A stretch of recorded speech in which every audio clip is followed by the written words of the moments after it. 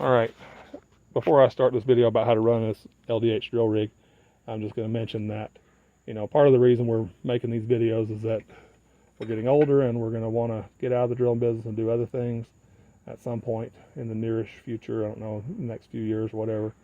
And if you're interested in getting in the drilling business, then I think that a lot of the videos I'm making will be really useful to you, and you might find that you like the equipment that we have, and maybe you'd want to buy our business. And since we already have most everything you might need, because we've been in the business for 24 years, I guess it is, and we've made lots of tools and stuff that is useful and weird and whatever that is appropriate for the drilling business. But in this video, I'm going to be talking about how to run the drill rig and some of the things that I like about the LDH.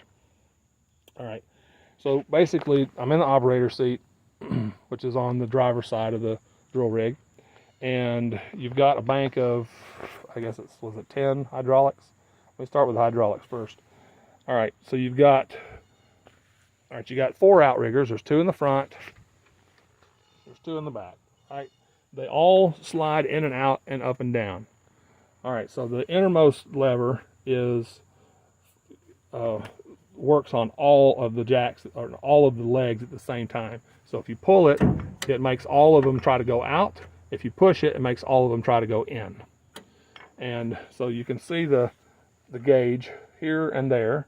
This gauge is going to tell you the pressure on the everything except for the last valve, and then the second gauge will tell you the pressure on the last valve.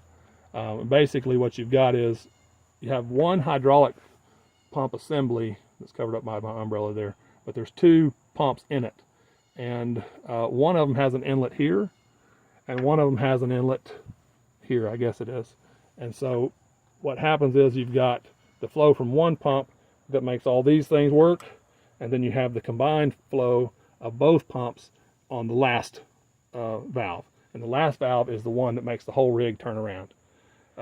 And so they have a combined flow because it takes a lot of oil to make it move at a reasonable pace.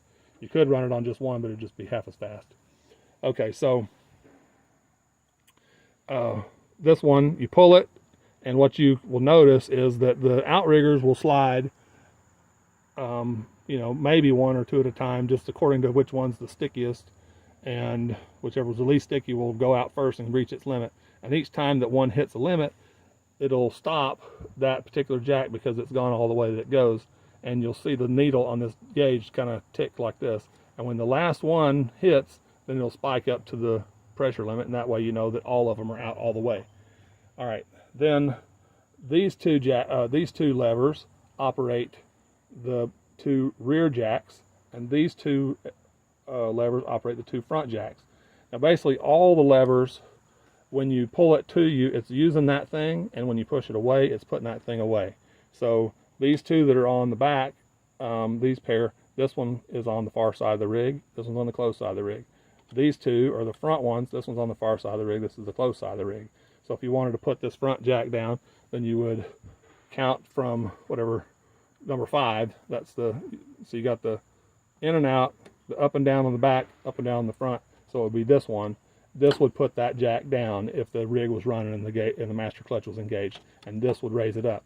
And you can watch this gauge and see when the jack is at its limit. So if you're at the end of the job and you're putting your machine away, then you can do pretty good to monitor if the jack is all the way up by the gauge.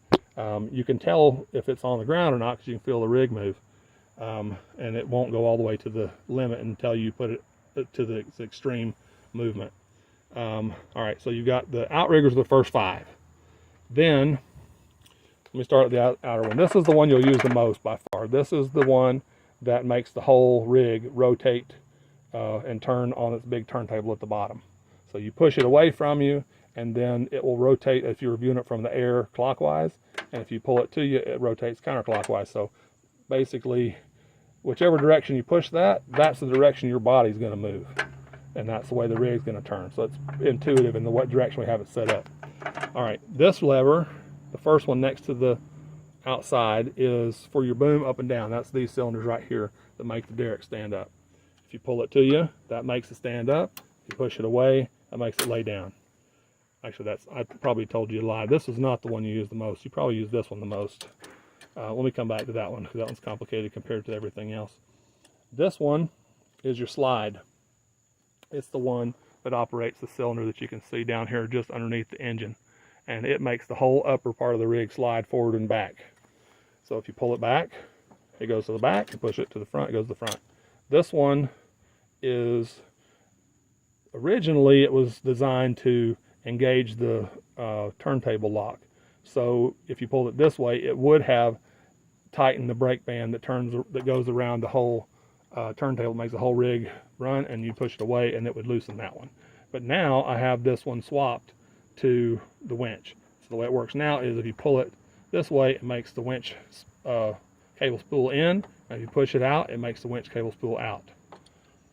All right, so that's all the levers except this one. All right, this one is the complicated lever. I'm going to come back to that one. That one operates the crowd cylinder.